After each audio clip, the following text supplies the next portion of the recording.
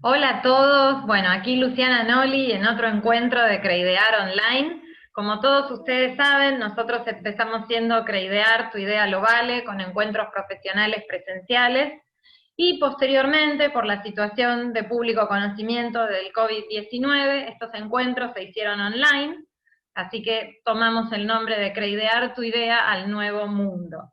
Y justamente es en este nuevo mundo en el que surgieron un montón de cosas nuevas inquietudes, reformas, y en todo esto es que surgió la curiosidad por el tema de las criptomonedas.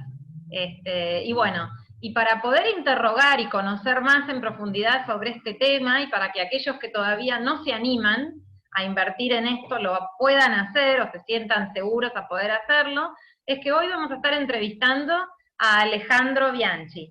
Alejandro, que es la persona que nos acompaña, es nada más y nada menos que el fundador de Asesor de Inversiones. Alejandro tiene una compañía que se dedica a la educación financiera y también asesora a las personas a administrar portfolios de distintos tipos de inversiones. Él es contador, también tiene una maestría en finanzas con orientación en mercado de capitales. Tiene una carrera que desarrolló en docencia a nivel local en universidades como Blas Pascal y Buenos Aires, y en países como México. Él también formó parte de la sociedad CFA, que son los analistas de finanzas certificados, tanto en Argentina como en Uruguay. Ocupó el puesto de presidente, vicepresidente, y también él fue columnista en ciclos televisivos y programas, como qué hacemos con los pesos, entre otros. Así que bueno, Alejandro permanentemente escribe sobre la coyuntura y sobre todo lo que se viene, lo que se vino en este último tiempo, ni hablar. Así que bueno, aquí se los presento. Alejandro, ¿cómo estás? Muchas gracias por la presentación, Luciana. Y bueno, acá dispuesto a charlar un poquitito de criptomonedas con el público que te sigue y que lo sigue a ustedes en Creidear. Buenísimo, muchas gracias. Bueno, vamos a empezar a ver por lo más básico, lo que todos en algún momento de pronto escuchamos, ¿no? Y me gustaría que nos ayudes como a entender bien los conceptos.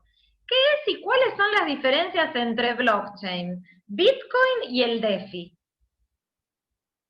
Bueno, es importantísimo entender a todos los que quieran introducirse en el mundo de las finanzas, entender la terminología. Y me parece que es la pregunta inicial, esa está muy bien que arranquemos por ahí, porque digamos que eh, esto es algo que ha revolucionado el mundo, todavía quizás en la cotidianidad del día a día no estamos transaccionando todavía con este tipo de herramientas, pero sí próximamente, en algún momento, cuando vayamos a comprar, no sé, el pan, vamos a seguramente estar usando todo esto sin siquiera saber que estamos usando quizá una criptomoneda que está basada en una blockchain y que tiene quizá un entorno de DeFi en el cual corre. Entonces, ¿qué es cada una de las cosas?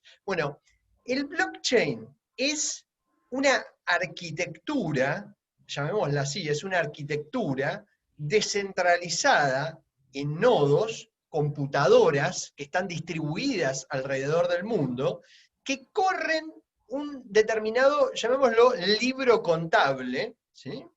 Donde en este libro tiene la particularidad de que se van agregando bloques, se van agregando nuevos bloques al libro. Y esos bloques están unidos entre sí, por eso chain es cadena, digamos, es una cadena de estos bloques, están unidos entre sí. No, no te lo puedo creer. Se corta. Distintos nodos. Esto parece de ciencia ficción, pero, digamos, nace a partir de intentar resolver un problema que es problema, digamos, de el doble gasto. ¿Qué pasa? Si yo, por ejemplo, te mando a vos, Luciana, un archivo de una foto por WhatsApp, ¿no? Te mando una foto por y vos vas a recibir la foto en tu WhatsApp, y alguien podría preguntarse, bueno, ¿cuál es la foto original? En realidad lo que hizo el WhatsApp es, yo mantuve la foto en mi equipo, se hizo una copia en el servidor de WhatsApp, y luego se hizo una copia en tu teléfono. Ahora hay 3 archivos con la foto, digamos, ¿no? Entonces, lo que sucede es que es muy difícil saber, digamos, o identificar en ese caso digitalmente el derecho a propiedad. La foto es tuya, es la mía, es del servidor de WhatsApp, ¿sí? Porque los 3 archivos, en definitiva, pueden ser exactamente iguales, idénticos, ¿sí? Eso es lo que permite, digamos, la computación. Ahora, lo que viene a resolver el blockchain, justamente es esto, es que para hacer una transferencia de propiedad de una de estas famosas criptomonedas, como por ejemplo el Bitcoin, que corre sobre una red de este tipo, el Bitcoin corre sobre una tecnología de blockchain, ahí tenemos una primera distinción, ¿no? Claro. El Bitcoin sería, digamos, una moneda, un libro contable que corre en una red de nodos que tienen este sistema, ¿no? Y una de las características importantes es que el Bitcoin tiene su propia red de nodos. Eso es lo que lo transforma también en una criptomoneda, ¿no? Porque luego vamos a ver que otra distinción importante a hacer es que existen las llamadas las altcoins. ¿Qué son las altcoins? Bueno, son monedas alternativas que pueden correr, digamos, sobre una red que no les es propia. Eso es lo que viene a traer consigo el Ethereum. El Ethereum es una criptomoneda que tiene su propia red de blockchain, pero que además esta red es capaz de correr contratos inteligentes. Es decir, esta red tiene la capacidad de decir, si pasa tal cosa, entonces hace tal otra. ¿Sí? Tiene esa capacidad de ejercer ese condicional, digamos. Entonces, eso, por ejemplo, podría permitir hacer un contrato tal que, no sé, si sube el Merval 10%, yo te tengo que pagar a vos 10%. ¿Sí? Entonces, digamos, se podría armar un contrato inteligente que hiciera eso, que chequee si subió el Merval un 10% y que si subió, saca, digamos, criptomonedas de mi poder y te las transfiere a vos, por decirlo de una forma simple, ¿no? Sí. Entonces, ¿qué pasa? Esta red de Ethereum, al tener ese poder de correr, digamos, esta condición, permite, digamos, dar piedra libre a la imaginación. Vos y yo podríamos, si quisiéramos, crear una altcoin, una moneda alternativa, que cumpliera determinada función. Así es que existe entonces una blockchain que es, digamos, una red de nodos distribuida globalmente, donde corre un libro público de contabilidad, donde se van adhiriendo nuevos bloques. Estos bloques contienen adentro lotes de transacciones, por ejemplo, que yo te pasé una moneda a vos, que vos le pasaste una moneda a Pedro y que Pedro después te la envió a Juan. Todo eso queda registrado en la red, pero una característica de la red de Bitcoin es que es una red que es anónima. Queda públicamente expuesta la transacción. Es decir, supongamos que yo te paso a vos 10 millones de dólares. Alguien podría ver que en la red, uy, mirá, se hizo una transacción de 10 millones de dólares. De tal billetera a tal otra billetera se pasaron 10 millones de dólares. Lo que no se sabe, digamos, es que justamente las billeteras son anónimas. Entonces, esa es una, digamos, una característica importante de esta red de nodos. Y otra característica importante es que, digamos, las criptomonedas que corren sobre esta tecnología del blockchain tienen una característica que es que son globales, están en todos lados y en ninguno al mismo tiempo. ¿Por qué? Porque justamente digamos, el problema del doble gasto que te decía recién, digamos, de identificar que dos archivos son exactamente iguales, digamos, que yo puedo armar una criptomoneda y hago una copia y ahora tengo dos, entonces, digamos, no tiene valor si yo puedo hacer infinitas copias, ¿no? Entonces, justamente lo que sucede en esta red de nodos, que está distribuida en todo el mundo, es que para yo transferirte dinero a vos a través de, digamos, una billetera virtual, como se llama, que corre en la red de blockchain, de mi billetera a tu billetera, lo que tiene que suceder es que los nodos tienen que ponerse de acuerdo, tienen que aprobar la transacción. Entonces, lo que va sucediendo es que a medida que una gran cantidad de nodos dicen, digamos, tal transacción es válida, ¿sí? Se da, digamos, una situación de confirmación de la transacción. Y lo que sucede también es que la red va sumando nuevos bloques. A medida que se suman nuevos bloques, tienen más validaciones las transacciones más antiguas. Entonces, eso, digamos, da mayor grado de certeza respecto de las transacciones más viejas.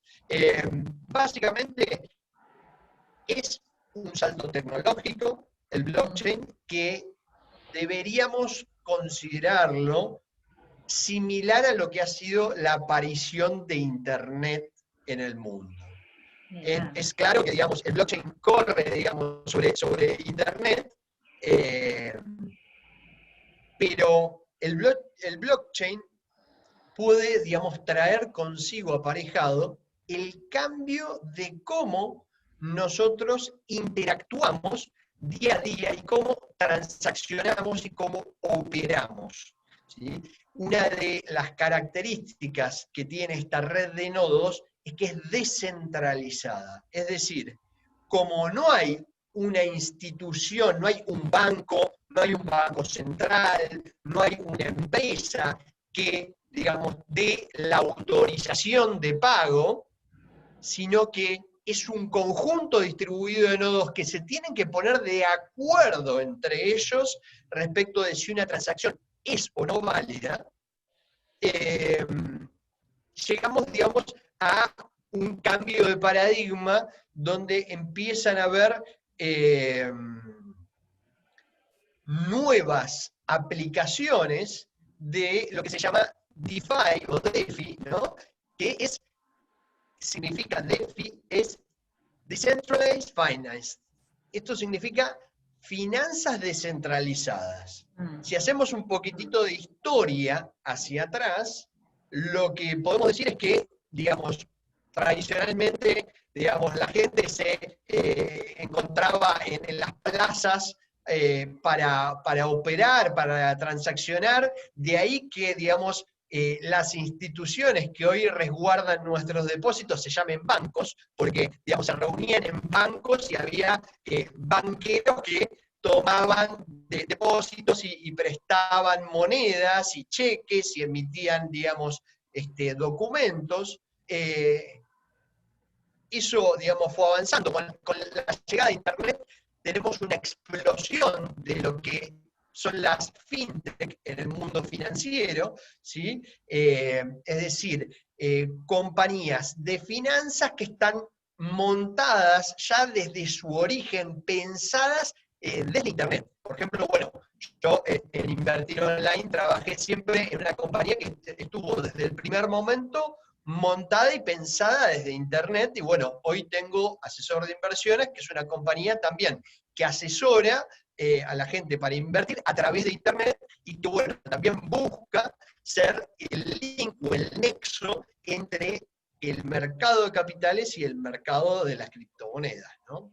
espero que esta introducción te haya servido para entender y poner cada fichita en su lugar. Entonces tenemos, blockchain es, digamos, una arquitectura, un libro contable global y diversificado en todo el mundo, donde residen las transacciones, ¿sí? Y donde se hacen las aprobaciones de estas transacciones. El Bitcoin es una moneda que corre en esta tecnología, que nosotros podemos tener, por ejemplo, en una billetera virtual. Y estas billeteras virtuales podrían, digamos, surgir a partir de empresas fintechs que las crean, ¿sí? Y, por otro lado, hay fintech que crean aplicaciones de finanzas descentralizadas o también grupos de personas que buscan la descentralización total. Ni siquiera quieren que haya una empresa en el medio, quieren que sean protocolos los que manejen todas las finanzas del mundo, es decir, ir a la descentralización total y dejar de confiar en una institución como un banco, un lugar centralizado, que sea quien tenga que aprobar o desaprobar las transacciones y quien tenga que hacer la custodia de los activos. Lo que buscan aquellos, digamos, que son más fundamentalistas del blockchain y las criptomonedas es ir a la descentralización total, que cada uno tenga su billetera virtual en su casa y que cada uno haga custodia propia de sus activos. Espero que te haya sí, buenísimo, servido. es todo un cambio radical, importante. Sobre todo, viste, es verdad, uno tiene la idea del banco y hay siempre un control, es directamente sacar todo tipo de control, ¿no? Pero bueno, es todo un cambio de cabeza, me parece. Sacar al intermediario del medio, ¿no? Claro, sí, sí, sí, Eso sí. tiene aparejadas una cantidad de ventajas, porque imagínate que al sacar el intermediario se reducen mucho los costos. Al estar en todos lados y en ninguno al mismo tiempo, las transferencias nacen per se globales dentro de lo que es el Bitcoin. Sí, ¿Sí? sí, sí. Entonces, se desdibujan de alguna forma las fronteras de los países, si bien cada país está viendo cómo legisla esta nueva tecnología o adelanto tecnológico. Qué bueno. Y a ver, y un poco siguiendo con este tema de que nosotros estamos viendo, o sea, estamos tratando de llevar a esa gente que por ahí quiere invertir y no se anima. ¿Por qué vos pensás que a una persona compraría Bitcoin? ¿Cuáles son los beneficios que tiene comprarlos? Bueno, ¿por qué compraría Bitcoin? Bueno, el Bitcoin, aunque no lo creas, ha sido el activo que desde su lanzamiento, posterior a la crisis del 2008, te diría aproximadamente por 2009, ha crecido más de todos los activos que hay en el mundo, más que las acciones, más que los bonos, más que los fondos comunes de inversión, más que los ETFs, más que cualquier otra cosa. Es una, realmente es una explosión porque, claro, ha logrado el Bitcoin solucionar este problema, digamos, del doble gasto, algo que hasta ese momento no se podía, generar un activo que es una suerte de derecho de propiedad digital y además tiene una característica muy importante, que es que en su código hay una línea que dice que solamente se van a poder imprimir de alguna forma o crear 21 millones de bitcoins. Es decir, tiene una oferta limitada en términos de la cantidad de moneda que se puede crear. Esto es una de las cuestiones que más defienden quienes invierten en Bitcoin. ¿Por qué? Porque no solo esto es una reserva de valor digital que tiene propiedades que inclusive pueden ser, si uno las pone cara a cara con otras reservas de valor, como puede ser el dólar o el oro, que tiene propiedades que son inclusive mejores. ¿Por qué? Porque, por ejemplo, nosotros los argentinos estábamos muy acostumbrados a invertir en dólar. Hacer el famoso ir a comprar dólar y guardarlo en el colchón, o hacer el plazo fijo, quizás no tanto en oro, ¿sí? Porque es más difícil de acceder, también, digamos, en propiedades. Ahora, el Bitcoin tiene una característica que es muy superior, por ejemplo, a tener, comprar dólares y guardarlos, por ejemplo, en el colchón. Primero, no se humedece, ¿no? Segundo, si yo quisiera, por ejemplo, hacer una transacción internacional con el Bitcoin, puedo hacerlo inmediatamente y tengo mi dinero no en el colchón de mi casa, sino que lo tengo en Argentina, en Europa, en Estados Unidos o donde yo quiera al mismo tiempo. Sí, mirá. Entonces, eso da una ventaja sustancial, sobre todo con respecto al oro, por ejemplo, porque dentro de todo, bueno, la moneda, el dólar, ¿sí? Yo podría depositarlo en un banco, transferirlo al exterior, ¿sí? Ya depositar oro en un banco es mucho más difícil. Y mover oro al exterior, bueno, yo podría viajar con $10.000 en el bolsillo. Yo con, digamos, el Bitcoin en un celular que puede tener cargada una billetera con criptomonedas, puedo irme con $1.000.000 a cualquier lado. Claro. Eso es una ventaja, una característica que hace a este activo muy superior al resto de los activos. El hecho de que a su vez sea limitada la cantidad de oferta total de bitcoins que se van a poder minar, y ahí te introduzco una nueva palabra, el bitcoin se mina. Cada nuevo bloque que se agrega a esta red, los nodos, que son grandes computadoras que están distribuidas alrededor del mundo, que específicamente tratan de resolver un determinado algoritmo para destrabar un nuevo nodo y agregarlo a esta red, ¿sí? Estas computadoras se llaman mineros, ¿sí? Así como se mina el oro físico, ¿sí? Se minan los nuevos bloques de Bitcoin, y de alguna forma lo que sucede es que el Bitcoin nos da la posibilidad de llevarlo a todos lados por cantidades ilimitadas, hacer transferencias internacionales a muy bajo costo, reserva de valor, porque tiene un monto total a imprimirse, a diferencia de lo que está pasando con los bancos centrales, sobre todo.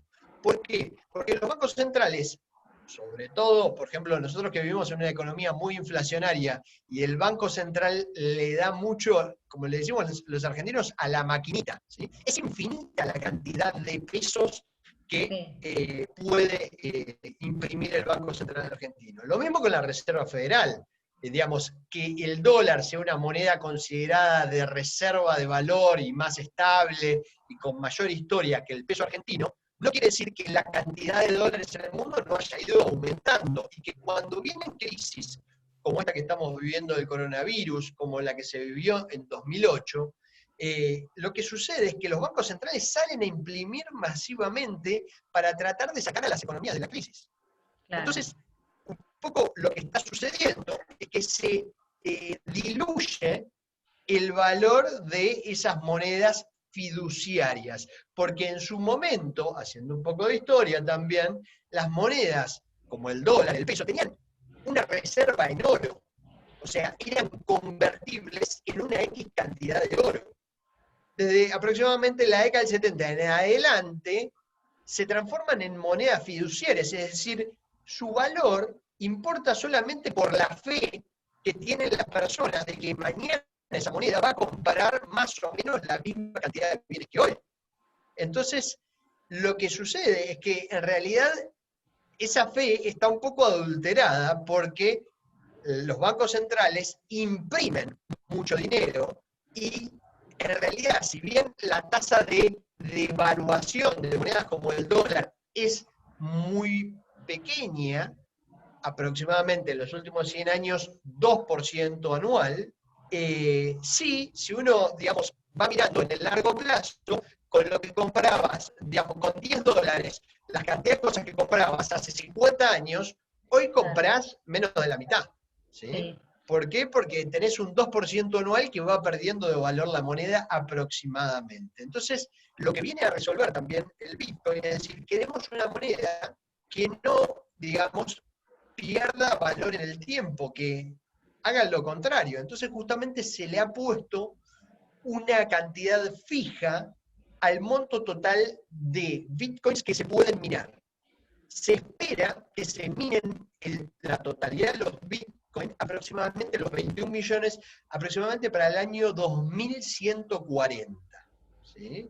Entonces, lo que va sucediendo es que con el tiempo va curvándose la oferta. La oferta que al principio, digamos, se minaban una gran cantidad de Bitcoin, cualquiera con una computadora personal podía minar un Bitcoin, hoy ya se necesitan computadoras específicas con placas específicas dedicadas a minar Bitcoin, porque hay mucha competencia para minar entre todos los nodos que sostienen la red.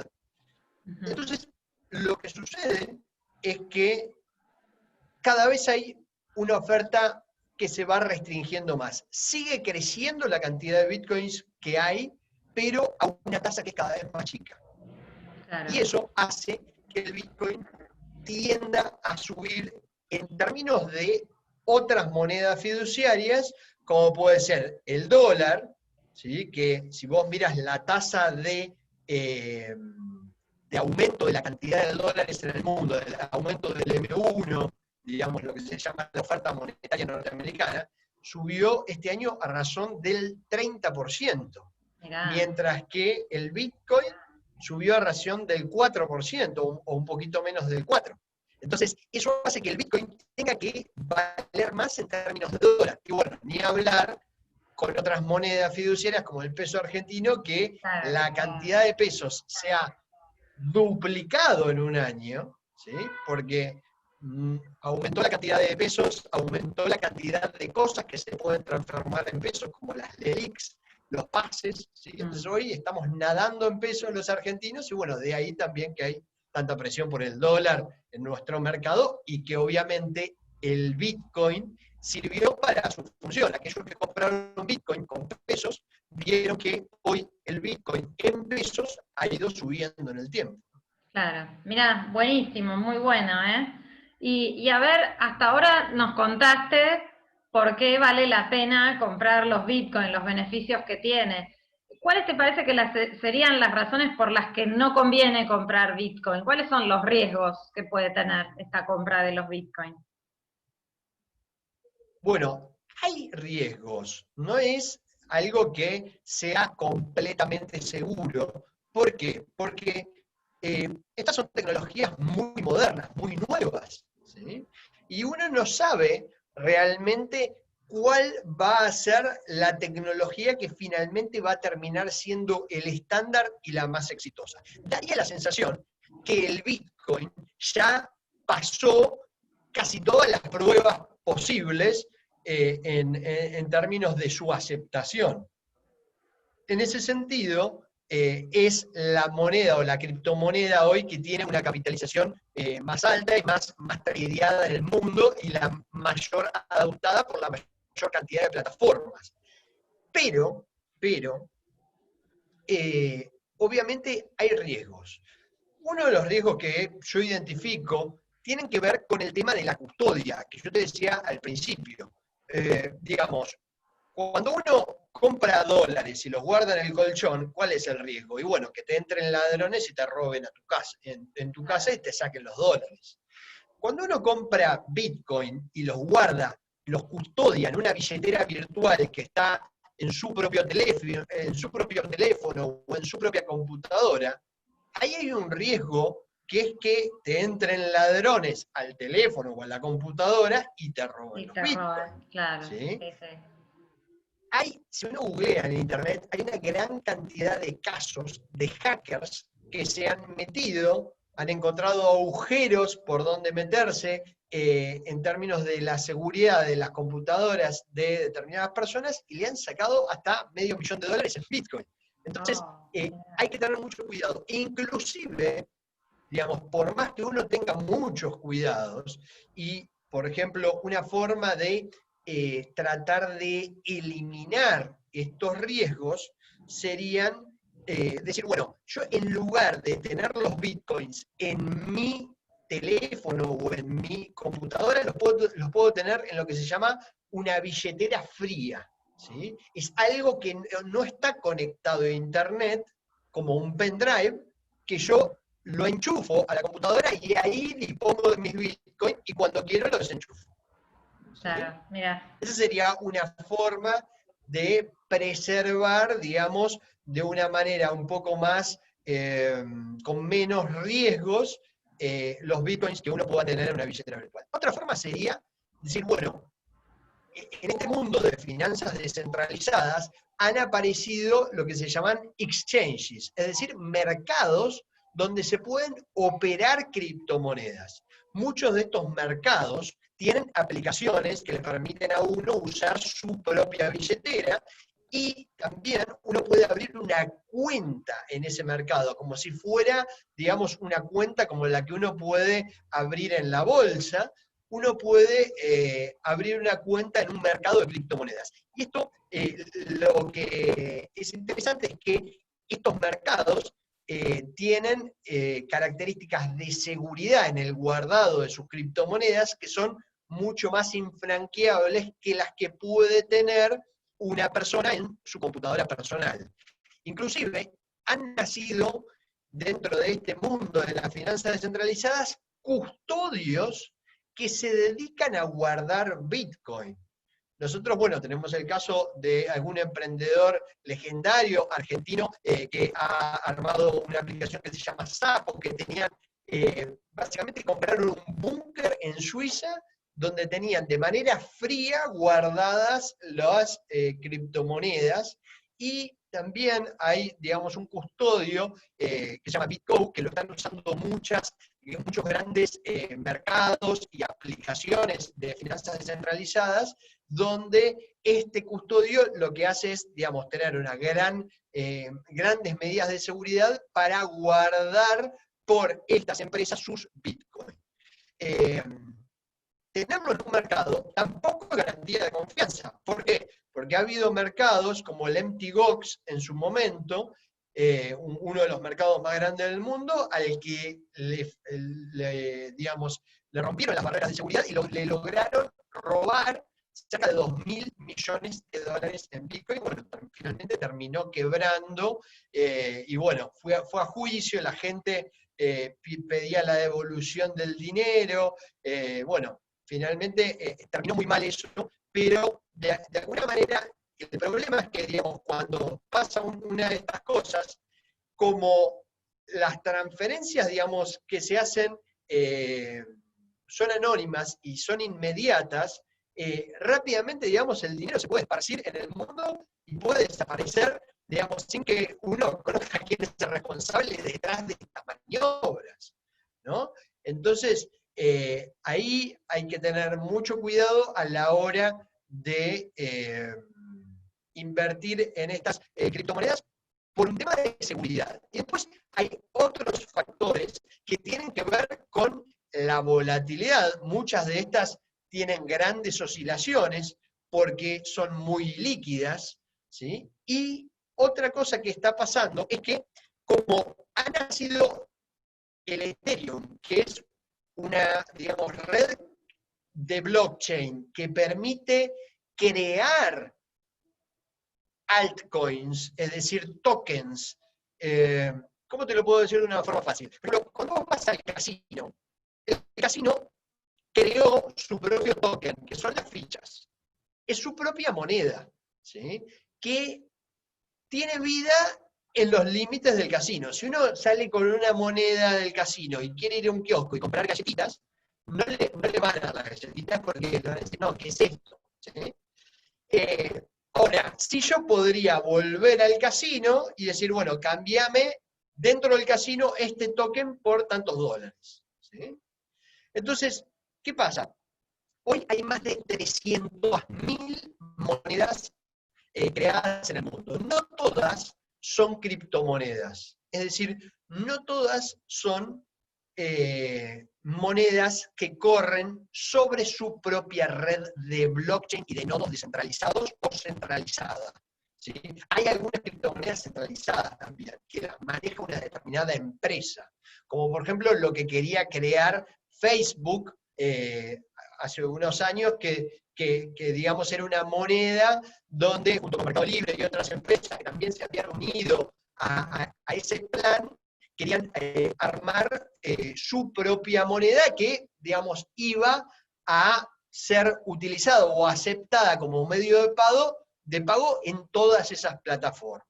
Entonces, lo que está pasando es que si queremos, vos y yo, hoy, digamos, terminamos esta charla y decimos, armamos un token que funciona para, no sé, intercambiar cosas a nosotros, dale, y en 5 minutos podemos armar un token.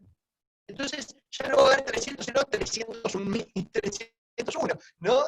Hoy hay más de 300.000 tokens en el mundo. Entonces, no todos ellos van a tener un uso amplio y generalizado y un valor realmente intercambiable del mercado. ¿Sí? Si bien muchos de ellos llegan a cotizar en estos exchanges, en estos mercados, muchos desaparecen, caen en desgracia y por eso vemos esas volatilidades, ¿sí? Porque pierden liquidez, hay gente que entra y después dice, no, esto parece un esquema de Ponzi, una estafa, salen y, digamos, tienen mucha volatilidad, tienen baja liquidez y muchos terminan desapareciendo.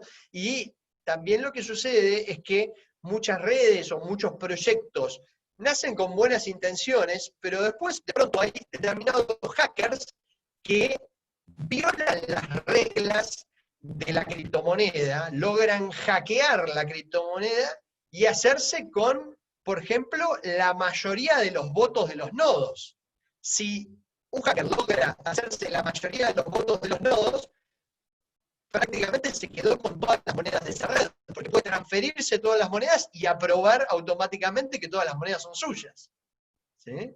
Eso, a medida que las redes se hacen más grandes, tienen más nodos y son más descentralizadas, es cada vez más difícil. Por ejemplo, una red tan extendida como la red de Bitcoin es prácticamente infranqueable y es imposible hacerse con las mayorías de toda la red. Sería realmente muy, muy difícil poder llegar a ese estadio. Hay quienes dicen que quizás con las computadoras cuánticas podría llegar a suceder que alguien logre una capacidad de cómputo muy superior y de esa forma lograr, digamos, hacerse con la mayor cantidad de monedas minadas y de esa forma, digamos, lograr las mayorías dentro de la red.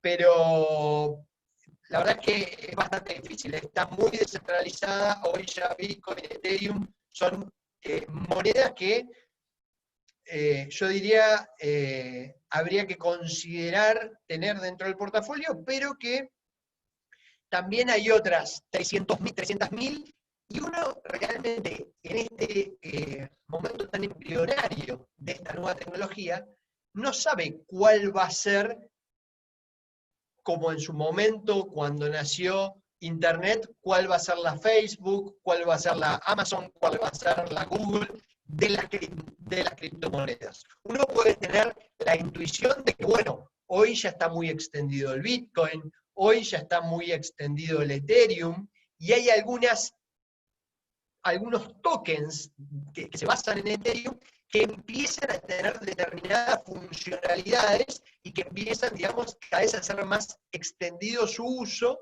y que empiezan, digamos, a crecer de valor. De ahí que uno pueda ver, a veces que hay gente que se ha hecho muy millonaria en el mundo de las criptomonedas, porque bueno, hay grandes oscilaciones, pero así como suben las cosas, también bajan, y siempre en todo mercado hay que recordar que la frase es, las cosas nunca suben hasta el cielo, ni se hunden hasta el fondo del mar, ¿no? Así que bueno, eso depende un poco siempre de la oferta y la demanda que hay de los activos.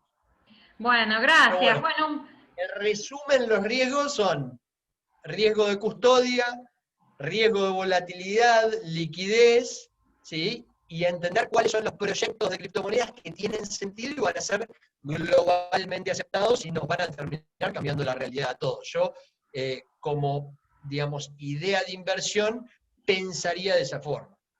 Bárbaro. Bueno, un poco igual con lo que nos estuviste contando, nos comentaste ya esto, pero a modo de porcentaje, ¿qué porcentaje si una persona quiere invertir, viste que siempre dicen que vale la pena diversificar, le recomendarías que lo haga en criptomonedas, ¿no? Teniendo en cuenta todos estos riesgos que contaste, lo de custodia, volatilidad, bueno, estas monedas que como bien vos diste un ejemplo muy bueno de lo que uno puede llegar a intuir cuando lo comparaste con la internet, de lo que puede llegar a ser la figurita estrella, pero no lo sabe a ciencia cierta. A ver, ¿cómo aconsejarías vos llevar una cartera de inversiones de una persona que quiere invertir en criptomonedas? ¿Qué porcentaje?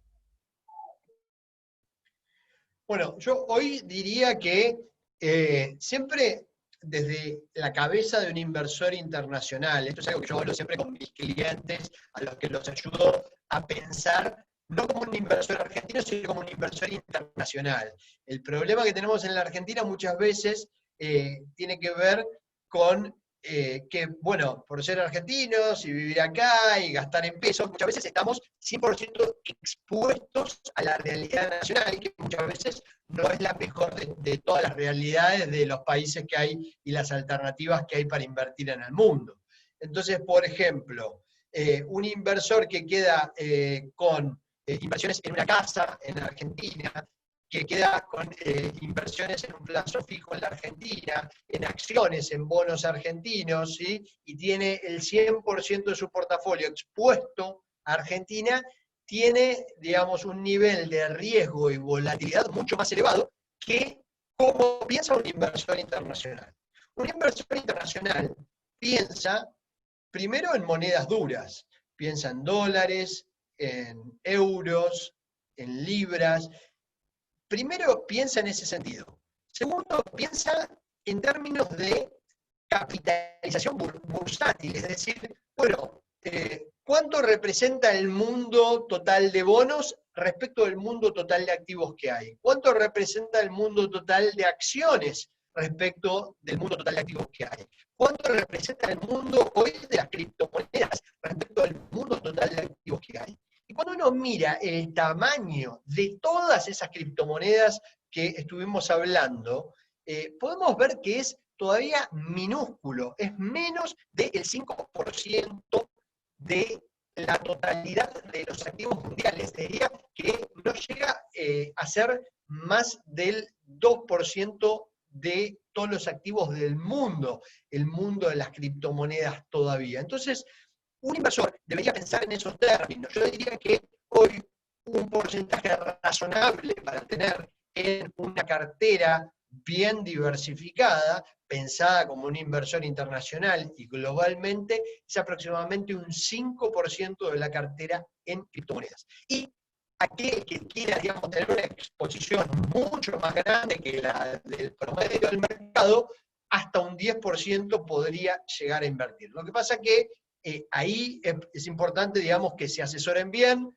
para eso están las empresas como las mías, para ver cuáles son los medios, ¿no?, que pueden utilizar, porque justamente están los riesgos que mencionaba anteriormente. Imagínate si vos tenés el 10% de todo tu patrimonio invertido en criptomonedas y de pronto te lo roban, ¿no? Es una pérdida muy grande para cualquier tipo de inversor.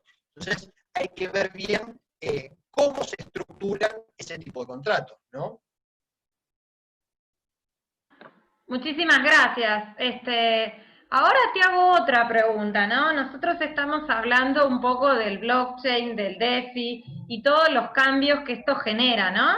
Y bueno, justamente en esta nueva reconfiguración del mundo de las finanzas, ¿cómo imaginás vos que va a ser el futuro de las finanzas, ¿no? Con todos los cambios que vienen teniendo estas herramientas, desde el lugar de asesor de inversiones tuya. ¿Cómo lo ves esto? ¿Qué cambios estás seguro o pensás que se van a venir? Desde una visión como la tuya que está Bueno, avanzada frente a los demás en esto, ¿no? Bueno, yo creo que el mundo cada vez va a ir aceptando en mayor medida esta tecnología. Esto es una tecnología, es un cambio, implica un cambio tecnológico.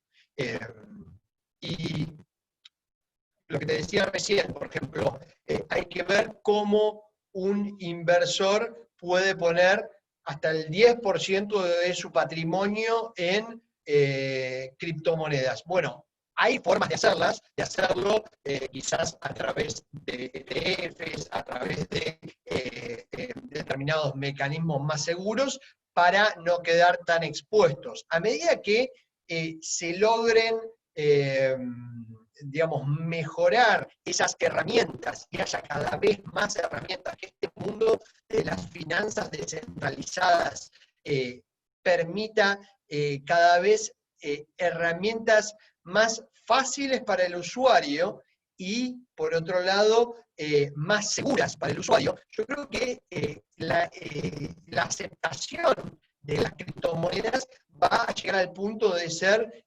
generalizada, inclusive para la transacción de bienes y servicios. Ahí podemos estar en un punto en el cual se generen, digamos, grandes cambios en la configuración de la geopolítica mundial, porque imagínate que hoy los países tienen un activo que es manejar la política monetaria.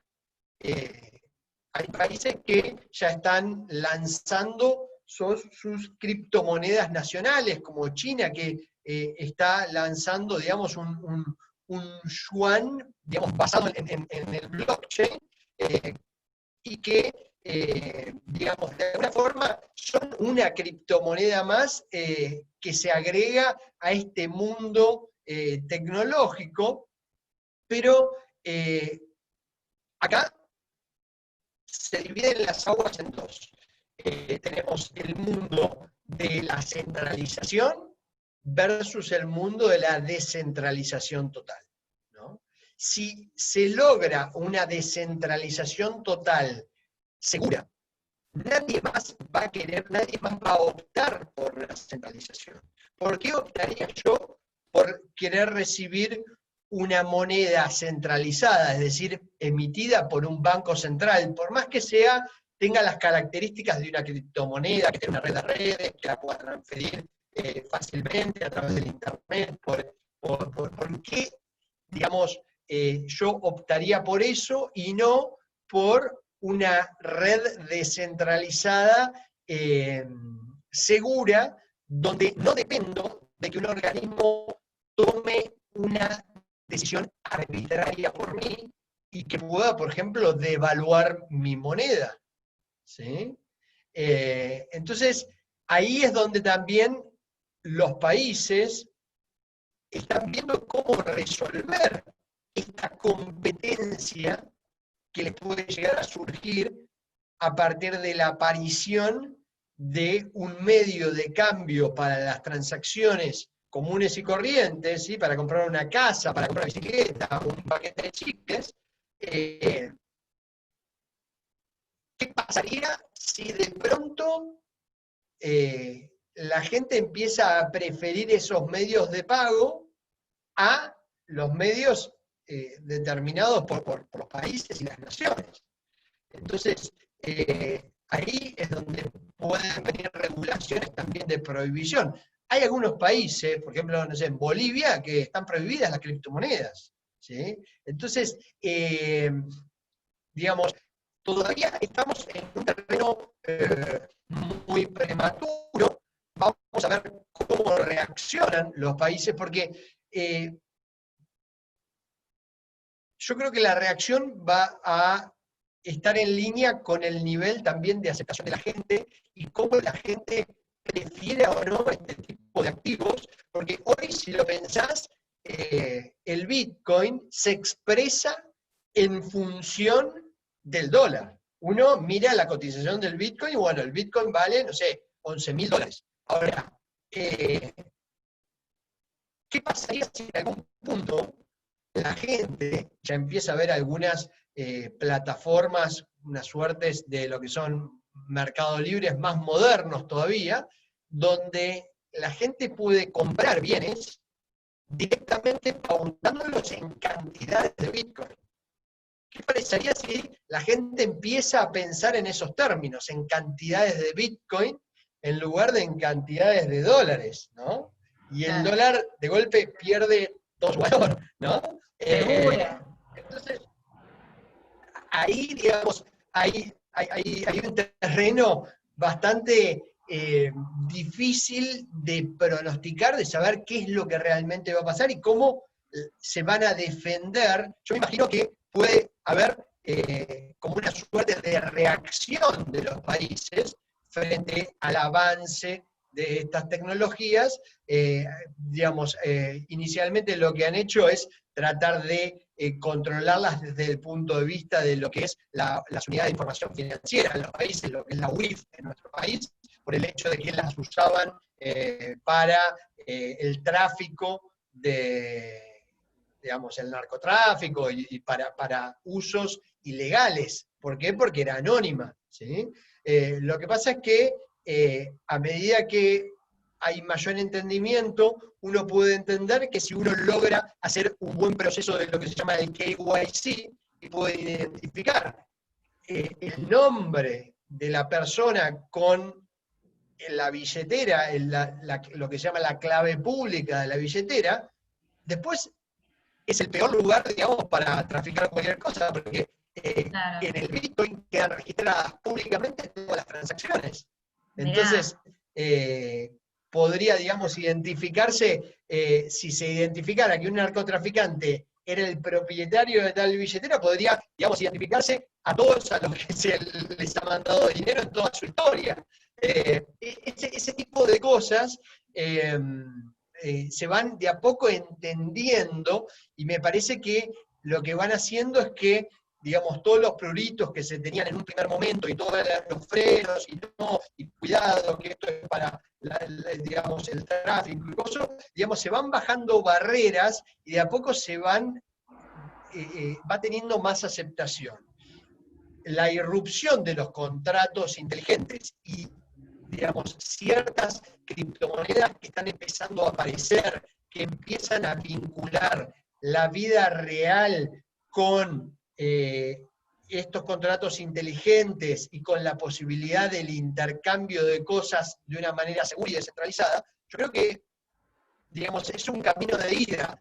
Va a ser muy difícil pararlo. Yo no creo que, digamos, frene nunca y que en algún momento vamos a estar en un mundo 100%, o no sé si 100%, pero en gran medida donde sus transacciones sean totalmente electrónicas y que de alguna forma haya un conjunto de criptomonedas que sean las ganadoras en algún punto o las de mayor aceptación entre el público, en el sentido de que brindan el mejor servicio para hacer una determinada función. ¿Sí? Lo que está sucediendo es que han aparecido muchas criptomonedas distintas, estas 300.000 altcoins que hay, cada una se enfoca en algo separado. Yo creo que de a poco, digamos, las criptomonedas van a ir tomando un rol central y van a ir captando cada vez mayor cantidad de funciones y que va a haber alguna criptomoneda, digamos, ganadora o de mayor aceptación que sea la criptomoneda que usemos para casi todas las cosas en la vida cotidiana. Y bueno, a ver, esto es algo que con el correr del tiempo vamos a ir viendo en el día a día. Yo creo que algunas de las cosas que vamos a ver al principio es que, por ejemplo, cuando uno vaya a pagar, va a haber, o ya hay, digamos, ya existen postnets que aceptan criptomonedas. Entonces uno va a poder, por ejemplo, ir con su celular, apoyar el celular y directamente transferirle criptomonedas al postnet o hacer un swipe en el celular y mandarle las criptomonedas para comprar una determinada cosa al postnet. Creo que cuando ese tipo de tecnologías empiecen a ser más masivamente disponibles, creo que ahí vamos a tener cada vez mayor nivel de aceptación. Y bueno, yo siempre propongo o tiro la idea, si hay algún genio ahí, hacker de las criptomonedas que me está escuchando, yo siempre tengo la idea esa de que los países probablemente tengan la posibilidad también de armar monedas que sean mucho más estables. Países como Argentina, que ha tenido históricamente problemas para, por ejemplo, tener una moneda estable y bajar la inflación, eso tiene que ver con que, digamos, el gobierno puede gastar más de la cuenta, y como gasta más de la cuenta, imprime, digamos, más pesos de la cuenta para financiar ese gasto. Si tuviera una criptomoneda que tuviese en su código autodefinido cuánto se va a imprimir, probablemente tendríamos una moneda mucho más estable que el peso. ¿Sí? Teníamos un criptopeso, ¿sí? Hay que desarrollarlo, hay que sentarse un grupo de economistas, financistas y de programadores a pensar un poco cómo podría ser esto, pero básicamente yo creo que hasta podría tener en su código la posibilidad, y eso es algo que yo te mencionaba anteriormente, los gobiernos puede ser que esto no lo quieran, porque pueden perder capacidades de maniobra para hacer política monetaria expansiva. O sea que la política monetaria expansiva es necesaria cuando se está en momentos de crisis. Lo que sucede en la Argentina es que la política monetaria es siempre expansiva, en momentos de crisis, en momentos de corrección monetaria, en momentos de super boom de la economía, también siempre seguimos imprimiendo. Entonces, lo que pasa es que siempre le vamos sacando un cero más a la moneda y siempre va perdiendo más valor. Si nosotros lográramos, por ejemplo, decir, bueno, vamos a hacer una moneda que en su código diga que si sube el desempleo, vamos a imprimir más moneda para mejorar la situación. Que si sube la inflación, vamos a imprimir menos moneda o destruir moneda, por ejemplo. ¿Sí? Se puede hacer el burn de la moneda en la cripto, en el mundo cripto también. Entonces, yo creo que sería posible, digamos, para los países como Argentina, que históricamente no han tenido capacidad de tener una política monetaria que genere una moneda que realmente le sirva a la gente para el ahorro en el largo plazo. Esto le podría dar la posibilidad de desligarse y llevar a una cuestión, digamos, más matemática, por decirlo de alguna forma, la cantidad de moneda que va a haber, y eso le daría a la gente mucho más confianza, porque diría, no puede ser que aumenten el gasto indefinidamente porque no se van a poder financiar imprimiendo más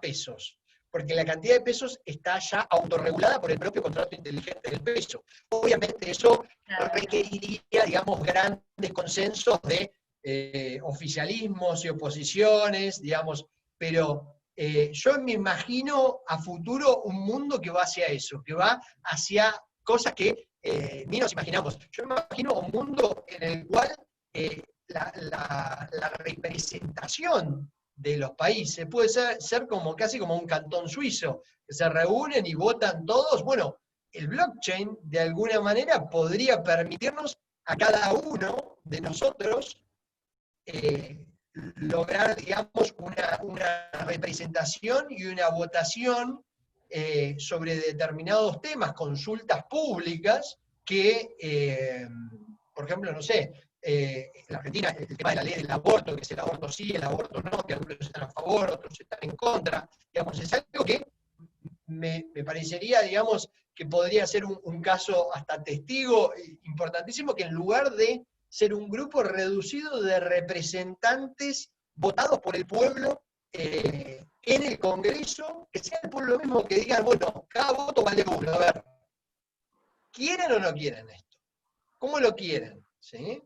Me parece que las democracias hasta podrían llegar a cambiar, pensando, digamos, muy altruistamente, creo que esto del blockchain ha venido a cambiar el mundo por completo, y bueno, es interesante meterse, ¿no? Nos permite, hoy que estamos en una situación de crisis y tan complicada, nos permite también Sí, soñar abrir la cabeza con y ver otros un mundo horizontes. distinto al que tenemos, ¿no? Al presente que tenemos. Sí, sí, sí, sí. Bueno, Alejandro, muchísimas gracias. La verdad que fue súper clara. Nos diste un montón de información, excelentes ejemplos. La verdad que fue buenísimo. Nos ayudaste a bajar a la realidad todo. Y bueno, ya saben, todo aquel que tenga consultas o que esté interesado en invertir en criptomonedas o en analizar una cartera de inversiones, asesordeinversiones.com, y Alejandro Bianchi es su fundador. Así que bueno, más que recomendado. Y bueno, muchísimas gracias, Alejandro, por todo tu tiempo y tu pasión, y bueno, y todos los comentarios que nos hiciste sobre este tema. Gracias por ayudarnos a saber más.